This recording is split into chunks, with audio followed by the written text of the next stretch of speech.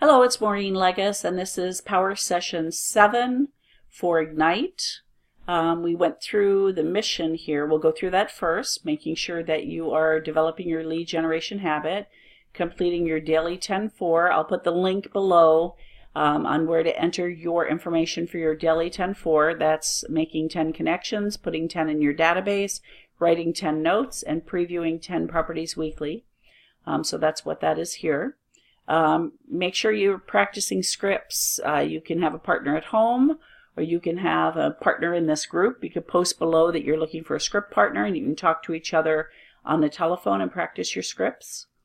In class, Power Session 7, what we're going to talk about is with the market statistics, average days on market in different price ranges, number of homes for sale in the different price ranges, buyer representation agreement that we have, buyer presentation from Ignite, and the buyer needs analysis also from Ignite. And then there's a video here that you should have watched for the buyer consultation. This is a link to that video. And so that would be the mission work that you would have done prior to this session. All right, so let's look at the session. So we're going to go through the manual here. And in this chapter, we're going to talk about how to find buyers to work with, how to qualify and schedule buyers for a consultation, how to conduct the buyer needs analysis and find the right homes, and how to close for a buyer agreement. So in the beginning here, we show the table of contents, and then going over the 10-4, today's expectations, cappers in training, which are the agents watching, finding buyers, qualify and scheduling, educate the buyers, and set service expectations, learn and practice your buyer consultation, ask for the buyer agreement to be signed, and then establish what the next steps are.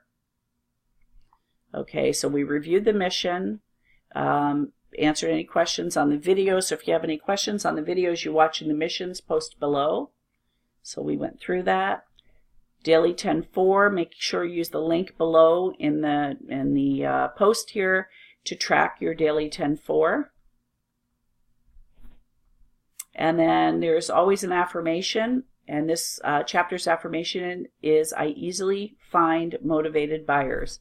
So that's what you would repeat in this session before you're contacting your clients. And here's a card page here to note who you're calling and the information they're giving you.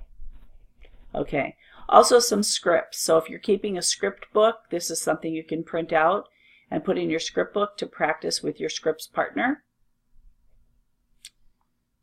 All right, so finding buyers is simple. It's not hard to find buyers to work with. They come to open houses, they look for properties online. Those of you with jobs now, you have people at your office that might be interested in buying or selling a home, and they're everywhere. So they raise their hands, they say, work with me. Servicing buyers, inexpensive buyers are more time consuming and costly than it would be working with sellers. But they, other than the gas and your time, that's all it costs. So it's not the same as marketing for sellers. And earning with buyers is quick. So if you do it right, you can be under contract in one day. And so you can show properties. If you go through the needs analysis properly, pull the right properties to show, they might be ready to buy. So converting your buyer to sign the buyer agreement is an important step as well, because that just shows loyalty. It shows why you're loyal to them and how you expect loyalty back. So we're here at the appointment stage of the funnel for buyers. Let's go back up here. So converting buyer leads. So when you work with buyers and you tour houses, then you want to go through the process. Then the process of working with buyers is in 3 steps. Finding the buyers, qualifying, making sure they're your buyers and that they're ready to buy, and then signing them. So to find buyers, the first job is lead generation. So that's the first job for any agent, lead generation. And these statistics are for 2014. They've increased a little bit. In 2014, 88% of buyers purchased their home through a real estate agent. It's up in the 90s now. 40% of buyers found their agent through a referral from friends or family. 12% used an agent they used in the past. 9% found an agent visiting an open house. So ways to find buyers: open houses, through a network of your friends and family, through a network of Keller Williams real estate agents across the country who are in areas that feed into Florida, maybe through the kids' schools, if you have children, through their schools or sports activities, neighborhoods, through church, any kind of networking that you do. Maybe you belong to different various clubs. All of these places are ways to find buyers. So a good question to ask when you're talking to people is, just out of curiosity, tell me about your real estate plans coming up for 2019. So that's something you can ask. They say we have no real estate plans. Then you can ask if they've ever considered investment property and talk about that. So that's a question to always ask people in the open houses, your friends, at your groups. Ask them what their real estate needs are in the next coming year. So open houses. New agents do a lot of open houses. They're fun to do, low cost. What you want to do is hold the open house. It used to be that we didn't really sell the houses in an open, but in today's market, we have sold. Last year, I think my team sold 3 of our listings at open houses. So wherever you could put yourself in the path of opportunity where people come, raise their hands and say, I'm looking to buy or sell. Some visitors to our open houses are neighbors looking maybe to see what you do, if you would be a good agent to list their home. So for some agents, their number one strategy is open houses. So it can be broken down into these steps: preparing for the open house, marketing about the open house, connecting with the visitors that come to the open house, and seeing about getting their contact information. And then once you get that contact information, cultivate that lead, nurture it, and follow up for conversion into a buyer. Now there is a open house job aid in your Ignite tool to find that. So the same place you find your other Ignite material, under Education, click Education at the top. Then you want to come and click Ignite, and then click on Materials. If you go to e-learning, that's where all of the sessions are defined, and they have a toolkit. Where is it? Tools, Ignite Scriptbook, Listing, Presentation, Tools, Checklist Forms, and Job Aids. This link, though, goes to the Canadian version, so we don't want that one. What we want is Ignite, Materials, and we come down here till we see the toolkit, Ignite Toolkit. That's not the Canadian version. And then you click on that, and that's your toolkit, which you can download.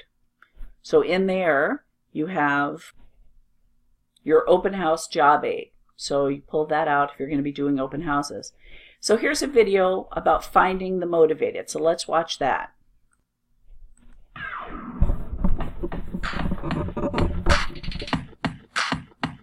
Hi, I'm Jennifer Pollack, and I'd like to share tips on how to find the motivated.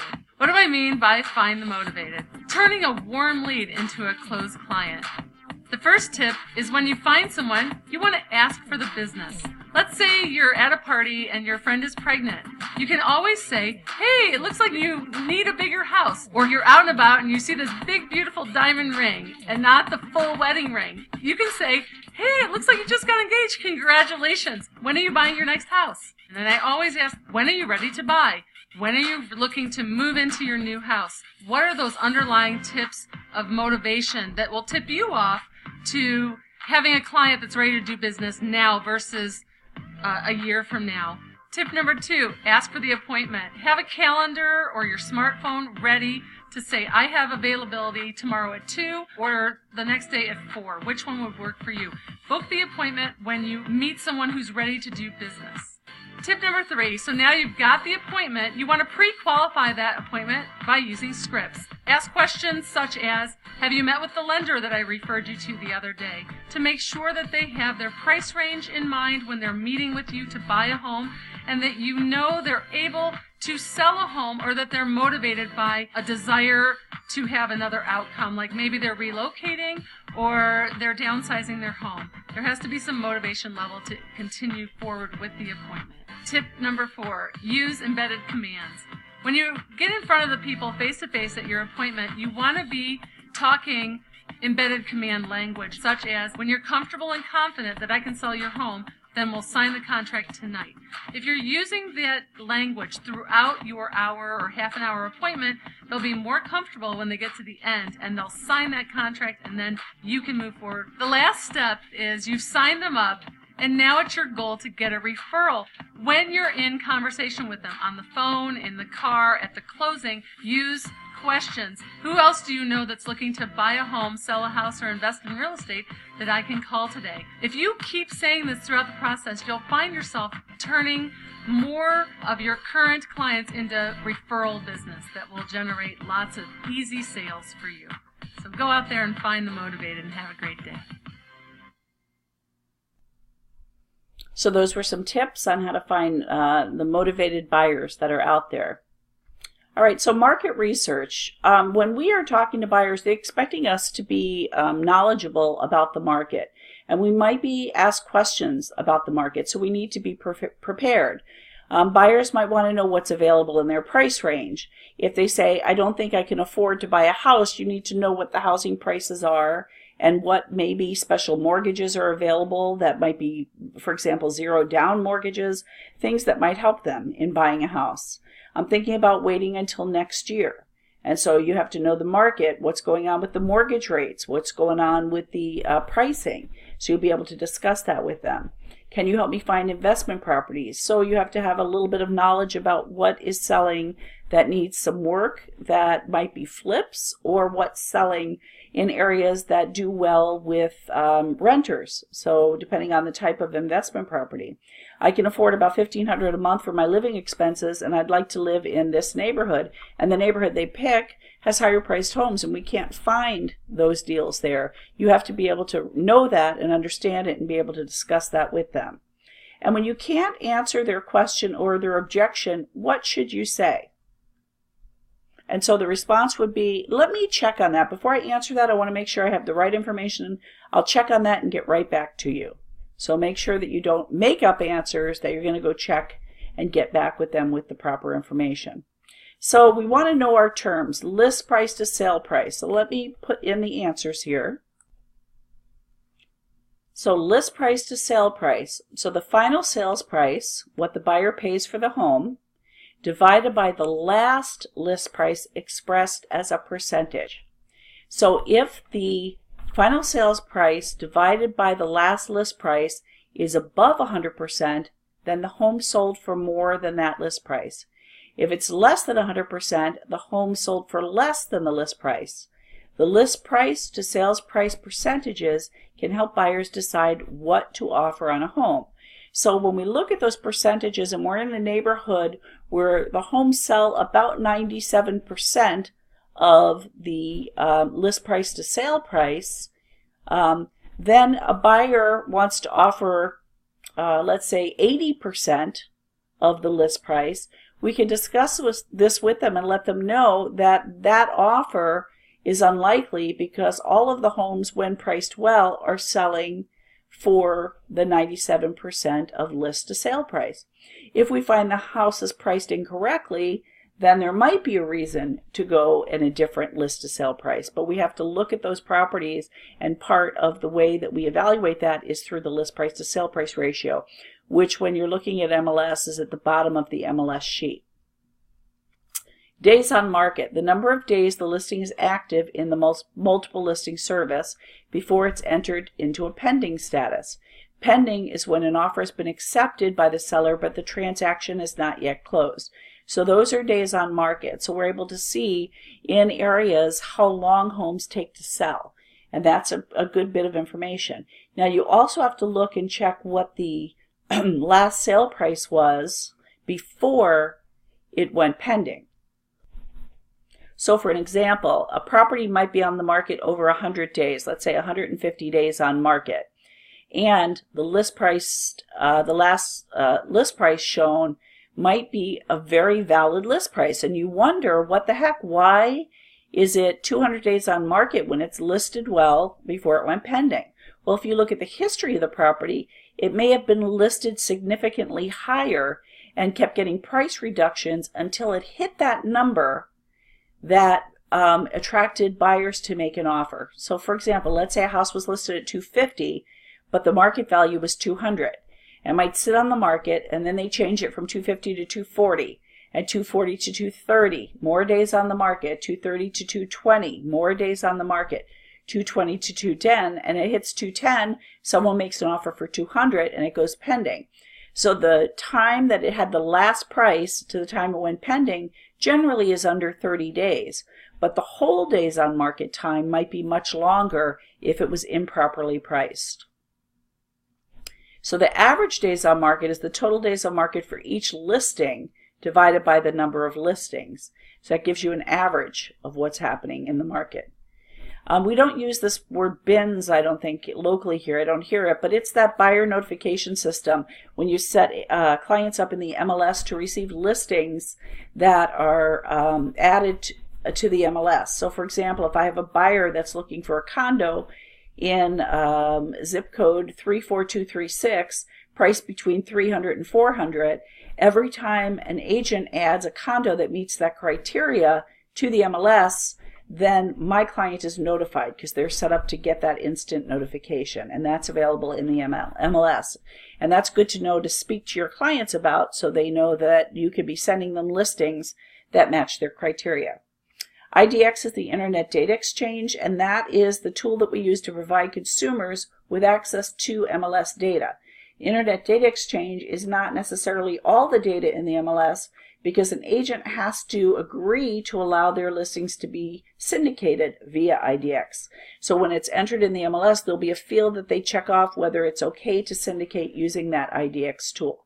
And so that's something to know, that if the client is looking at agent websites out there on the internet, it might not represent the total of the MLS, that you can set them up on the buyer instant notification system to receive directly from the MLS, so that they will receive any listing as it becomes available. So being seen as the expert and knowing your market statistics, those buyers will rely on you. You have the local market information right at your fingertips. And the buyers need this help in order to make informed decisions. So make sure to keep your statistics on these updated. So look at them maybe monthly or weekly, depending how quickly the market's changing. That list price to sell price ratio for the different neighborhoods, the average days on market, number of homes in the market in different price ranges, any price trends, values for the recent year, for the past few years, for the past 5 to 10 years, what's happening in the local market. So you'll also want to have information on your farm. What school district information is there? Be able to tell them about the various schools, where they're located, where they feed, which elementaries feed to which middle to which high schools.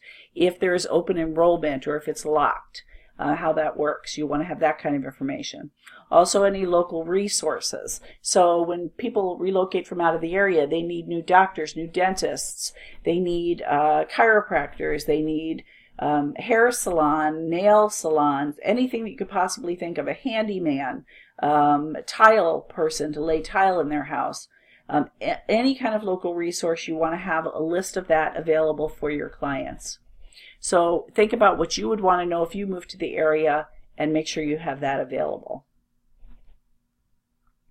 So the statistics. So where can you find your local market statistics? And so what you want to do is figure out the various market statistics for your area that you're farming. So where do we find those? There are a couple of places.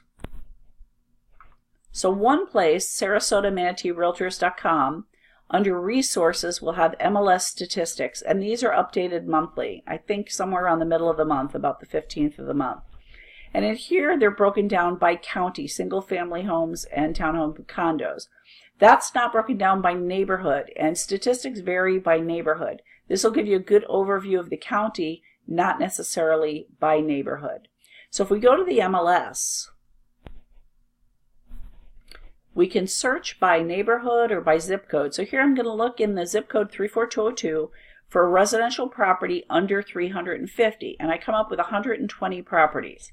And when I come down here to statistics, I can pick the tabular view, and I can see what's going on and in the market for that particular location for that price point. And so we see there are 33 actives under 350 in that zip code, And the average days on market for those properties is 86 days. Continuous days on market would be 107 days. And again, those are the actives. If we look at the solds, the average sold days on market are 55 days. This is again in that price point of under 350,000 in that zip code. So let's say we look at a different price point. What if we look at the price point of over $1 million in that same zip code? So I'm going to look at the stats, and I'm going to look at the over $1 million price point. And when we do that, we see that the actives over $1 million average days on market 205, and the solds average days on market is 241. And so depending on the price point in the neighborhood, there could be a variation for how long homes are on market, how long they take to go pending. Those are the days to, and how long they take to close. Those things vary, and this is information you need to know when you're working with your clients so you can explain it to them. Sellers will want to know how long it's going to take to sell their home. And then buyers want to know why it's on the market so long. Well, that's the average for that price point in that neighborhood. You should also know other statistics, total number of listings there, average sale price, and you can get help from this too on your Kelly app. When you download your Kelly app, you do a snap for that area to find out the information. So I do a snap for a zip code or a neighborhood, and it's going to tell me those market statistics. So that's what you want to be prepared for when you're working with your buyers. Now, what about qualifying the buyers and scheduling the consultation? So are they actual buyers? And then what about getting the appointment? So why do you want to qualify the buyers first? What's the reason?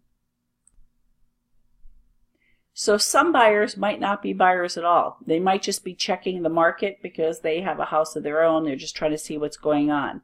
Some buyers might not be ready to buy, and they're just kind of testing the waters. Some buyers might not be financially qualified to buy. Some might already be working with another agent.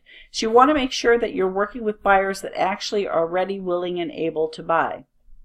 So when buyers call on a property they saw, that sounds like, wow, instant client, I'll run out and show them the property. Well, that might not be true.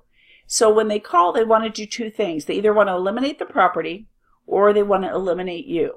Eliminating the property, they determine if it has potential. Eliminating you, they want to avoid talking to salespeople until they're ready to go. So really not giving them too much information on the phone, trying to schedule that appointment is what you're trying to do. So you want to use your scripts in this chapter, practice those. So you want to give the buyers some information, but make sure that they know your value and maybe schedule an appointment to come and talk about that with you.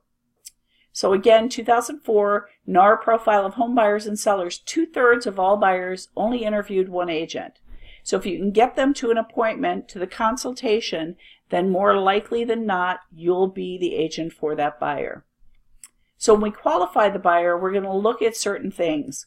We want to make sure that, say it's available in the Ignite Toolkit too to qualify the buyer. There's a buyer lead sheet to help you uncover if the buyer is actually able, ready to buy, and willing to buy. And some of the conversation with that buyer is going to revolve around the price, their motivation, the location, what their wants and needs are, what their timeline is, finances, if they can purchase, is it cash, do they have a proof of funds, or are they approved, and then their availability. So here's a sample of a buyer lead sheet, which is in your toolkit. Contact information, and any information. I might not be asking them for their children's names, but if they offer that or they talk about them during the conversation, just jot it down. Their information, their home and work phone number or cell phone number. Has any agent taken you out to show a property? Is there anybody else that's involved in the process of buying the home with you who'll be living in your home? How long have you been looking for a home? So if someone calls to ask about a price of a property that you have listed, you wouldn't just jump right into this. They would not want to talk about it, but more in conversation. You might talk about the home, explain a little bit about the property, and then ask them if they'd like to come in for a consultation. And these are the kind of questions that you get when talking to that buyer, these that you get answers for. So sometimes during a conversation, depending how long you're on the phone, you might be able to get some of this information from them. All right, then you want to rate the buyer. So there are different categories of buyers. The A buyers are able, ready, and willing to purchase and will be under contract in a matter of weeks. B buyers are ready and willing, but they might have something standing in their way. They might not have the approval. They might have had a short sale. They have to wait till that time period is up, or a foreclosure. They might have to wait for a lease to expire. They want to buy, but they're not quite ready. And C buyers have no immediate need. Maybe they're retiring in a few years and they're just poking around and looking at property. Those buyers often come and have a list of 10, 12, 15 properties they want to see, but they're years away from buying. So you have to control that conversation and make sure that they understand those homes will not be available, but you'd be happy to show them different areas so they can settle on where they want to live. And then we want to qualify financially. Pre-qualification and pre-approval. This manual is a little bit older. We offer pre-qualifications now. I don't believe pre-approvals are offered by many, if any, lenders. But there's different types of pre-qualification. So there's the pre-qualification where the buyer says they called their lender and said they want to buy a house, and they said, oh, great, yeah, I'll give you a pre-approval, and they say they're pre-approved. Then there's a pre-qualification where they actually submit all of their documents, their pay stubs and tax returns or P&Ls, anything that they have, they submit, and that goes through a process to make sure that they're financially able to buy. And that's the kind of pre-qualification we're looking for, that their docs have been reviewed. So here's a script about the benefits of pre-approval to talk to with your client. Make sure that you print this, put it in your script book, and this is one that you're practicing.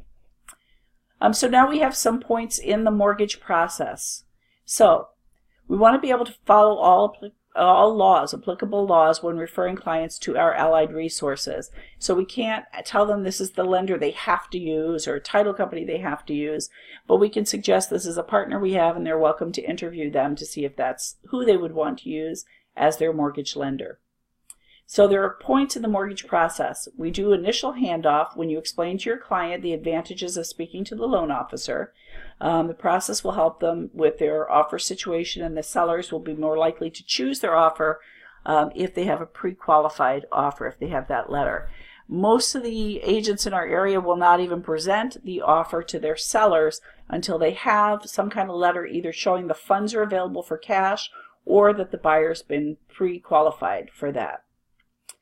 Then pre-qualification of approval, if they haven't started their homes, if a buyer hasn't started home shopping or made an offer, you want to get your loan officer involved for pre-approval.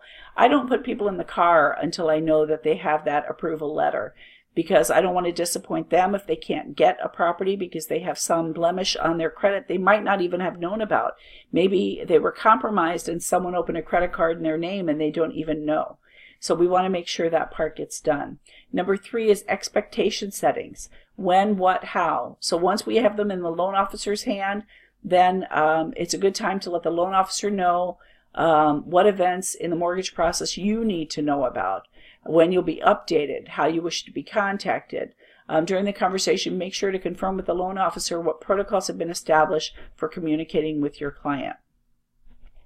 Then you want to reinforce the loan requirements to the buyer. So you want to make sure that they know about new requirements and disclosures, how the process is a little bit more complicated, but the lender will help the buyer through that process. Your buyer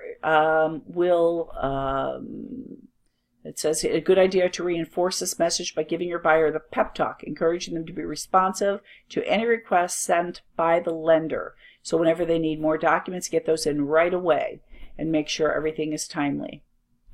Okay, and then loan closing. So your loan officer specifies the loan closing date and time early in the process.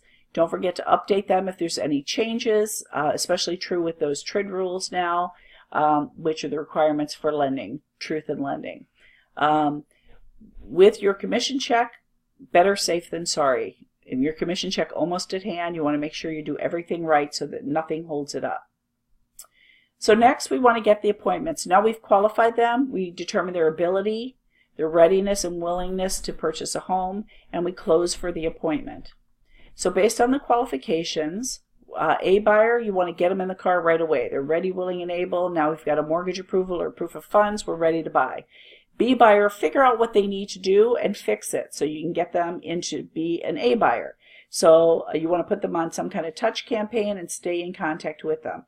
And C buyer, same thing, manage them electronically, keeping in touch, keeping top of mind, sending them properties so that they can continue to let you know which they find appealing and which they do not. So when they are ready, you're ready for them. So this is a script for scheduling the appointment with the buyer. And so the buyer calls, the property at 123 Main Street is listed 249. Let's schedule an appointment to see that. Would today work or Saturday at 10 be better? Great, let's meet at my office so we can review some other properties in the multiple listings that are similar. And does that work for you? And so you want to go through that script. So if buyer referral, if you had called a referral and the buyers have been willing to answer your questions and stay on the phone, then they have the potential to be serious buyers. Demonstrate your service has value. So this is a script if you got a referral and you called them and they're a buyer. Hi, Mr. and Mrs. Buyer. I'd like to invite you to come into my office so we can discuss what you're looking for in your next home. And I want to make sure you use my MLS to review the properties. That way you're seeing all of the properties that are available, not just those that are approved to go on agent websites. We can search those homes and make sure they fit your criteria. When we meet at the office, we can work together to make the most of your time. I have tools that I use to find best matches for your properties and to check for any contingencies and details that would not be apparent from visiting a property alone.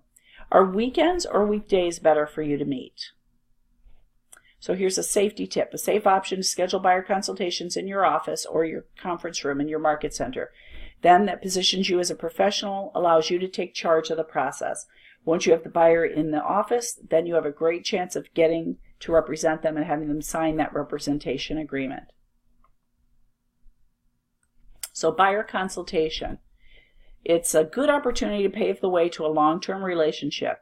So you want to let your buyer know your goals. You want to make sure you're aware of their needs and their wants and values for your buyers. You want to showcase your services, educate and set expectations, and you want that signed buyer representation agreement. The buyer consultation is what customer experience is all about, and you want to devote your attention to those buyers and show them that you have the skills to do the job, to provide the right properties for them, to negotiate for them, and to get them into the property in the least amount of time. The buyer consultation is a critical point because it's how you turn your appointment into your signed buyer representation agreement. So here's where we are in the funnel. So we're going to look at that buyer consultation. So here's a sample. It's in the toolkit too. A guide to, it's a guide to buying your home. Let me show you where that's located. So when you're in Ignite in the e-learning section down here, there will be the buyer consultation and the buyer needs analysis, and that's what you need for this session. So when you go through this, you'll be able to modify it. When you download, you can edit and modify it. First page, it talks about you, your business, and why they would want to work with you. The second page, it shows the benefits for working with you, what they get by working with you. Part of your service, committing to helping you with your home search, and what happens then. Then you want to educate your buyers. You want to tell them the steps involved with home buying, especially first-time home buyers and those that haven't purchased a home in a long time. So there are all the steps involved in home buying.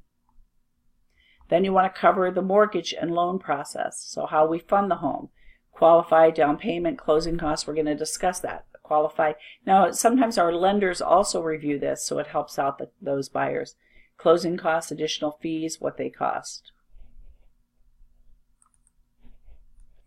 Okay, then the funding, pre-approval, underwriting, loan approval, how this all comes together. Describe making an offer. The price. We could talk about the list price to sales price ratio again. The move-in date, when we take possession. In different states, that varies. Also, any additional property. The seller plans on leaving major appliances in the home, however, which goes, which stays. So what additional property stays with that home? What's the personal property that stays? You discuss that. Talk about what else they need. Talk about closing, how to prepare for it, what they're going to need to bring with them. And then once the title transfer, what does that mean? The delivery of the buyer's funds, when they get the keys, when they would get the deed. Also, our title companies help explain that. So here's a script here about closing costs. Generally, if you put 20% down, you expect your closing costs to be an additional 3 of the purchase price. So if you were purchasing a 200 home with a down payment of $40,000, closing costs would be an additional 6 for a total of 46. If you put less down than 20, your closing costs might be as high as 4%. So this information is what you get from your lender to help explain that, and your lender can explain it to you. So 2 options a buyer can have. Once we go through the process, we can ask the seller to cover the cost, or we can ask the seller to help roll the costs in by increasing the offer. So we're actually financing in those closing costs. So we discuss how that works. And then there's frequently asked questions. That's part of this packet. So you can update this and add your own information. So here's about you, your value proposition, technology, and you could put the ways that we help with technology. We insert how we communicate. We insert something here about how we have repeat clients, all of this. And down here you can put in your testimonials. These are in Latin, so you don't need to leave them in Latin, but you can put your own testimonials in this report as well. And then what you do to go above and beyond. So what makes you an exceptional agent and why they should work with you. And then there's some additional information about Keller Williams: reliability, track record, knowledge, teamwork, technology. And then finally, we're going to talk about how they close, how we close for the agreement. You're going to have that information consultation to solidify your position as being their expert. You're going to ask for their business. Here's a script. All I ask in exchange for my superior customer service promise is that you also agree to work with me exclusively. Does that sound fair? And then you have them sign the buyer agency agreement. Or what we're going to do now is sign the buyer representation agreement, which puts me to work for you. You're giving me the tool I need to represent you in the purchase. With this tool, I have the opportunity to negotiate for you and get the best deal. And getting the best deal is important to you, isn't it? Perfect. So let's do the right thing, sign the buyer representation agreement, and put me to work for you. And then here's another. So you can talk about the fact that you might act as a single agent. So in Florida, we're presumed to be transaction agents representing the transaction. In our office, we're able to represent the client as a single agent. And you could talk about that in your buyer representation agreement, that you're acting on their behalf as an agent representing them, which is not the case with most agents in Florida. And here's another closing script. Objections, how to handle objections, scripts for that as well. Okay. So sometimes buyers, they won't sign it, and you have to decide why they won't agree to work with you exclusively. Now, it depends on your agreement. If your agreement is very strict and requires them to pay, if they wander off and buy from someone else, they might not be willing to sign that. But if your agreement is such that it explains to them the work that you're willing to do for them and what's expected back from the client, and they're still unwilling to sign, sometimes you have to let them go. And so here's a script for that.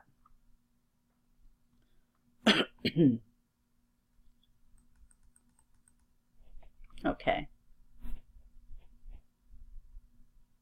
So then there's the buyer needs analysis.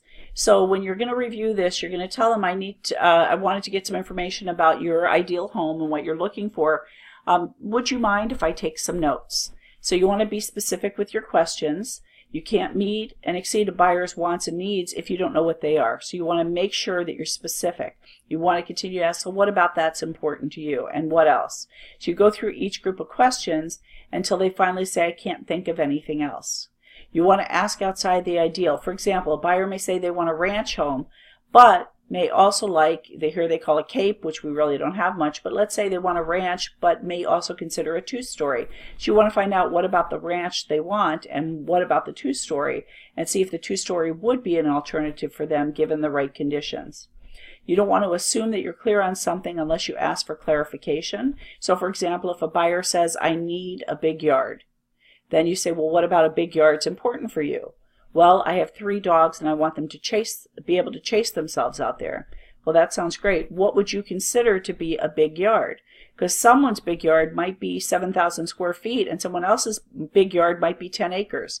So you want to not assume that you understand. You want to continue to ask for clarifications. If you're asking about the household, don't ask about the family. You could be violating the fair housing law, but you want to ask about the household makeup, how many bedrooms that you need for that household. Take advantage to build rapport and keep the tone conversational. So here's a little video about the needs analysis. So let's watch that. Needs analysis. The systematic process of collecting information about needs, wants, and desires that is used to establish and define goals. Step 2 of the buyer consultation is the needs analysis. Only when you understand what is ultimately important to your customers can you deliver it. Many agents ask their clients, what do you want in a house, and stop there. They don't realize the answer to that question isn't the same as what do you need or what's important to you. Determining your customer's core wants, needs, and values is a process. Draw a line down the middle of a piece of paper and write needs on the left and wants on the right, and use it to track their needs and wants as you go through this process. At this point, you will have a clear understanding of what buyers need versus what they want, but you are not done. Now, you want to drill down and uncover their values by finding out why they need and want what they do. Use this question: what about blank is important to you? Let's see how it works. Say your buyer has told you that they want or need a large yard. You say, but what's about a large yard that's important to you? Your buyer says, I like to garden. You ask, you like gardening, and what's important about gardening? Your buyer says, I like to spend time outdoors. It helps me relax. You ask, makes you feel relaxed, and what's important about being relaxed? Your buyer says, when I'm relaxed, I can spend more quality time with my wife. Bullseye. A large yard equals family. At this point, you have uncovered a value. You can now look for other ways it applies to your buyer. A large yard is important because it allows you to spend quality time with your wife, correct? So what else about your new home would be important to you in terms of spending more time with your wife?